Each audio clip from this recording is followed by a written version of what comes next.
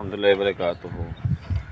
आज तरीक है 4 तरीक है 9वां महीना 2025 ते अज जड़ा है ना पानी काफ़ी घट गया है, लेकिन हजे भी 10 तो 15 दिन लगनगे रस्ता साफ क्लीयर होने। अजे रस्ता भी नहीं बंद है। रस्ता तुहानू विखाने कि ए वेखो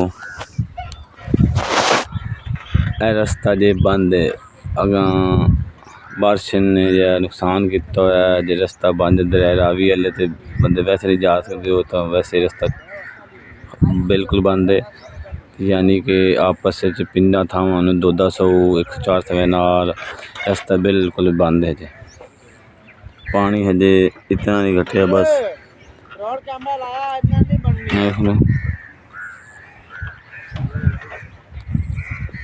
पानी घट गया है, लेकिन अजे इतने मक्की आई, मक्की का नामो निशान ही खत्म हो गया।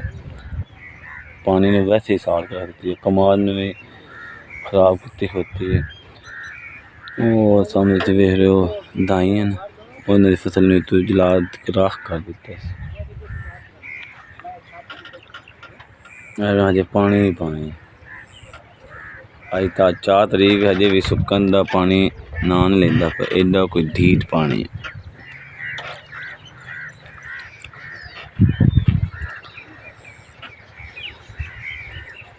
दो दिन पहले तो इतने आ नहीं सकते ऐसे इस जगह पर, लेकिन हम पानी कम होया है। अगर होर पानी ना आए तो ये कोई 10 दिन लग सन, 15 दिन सुक जा।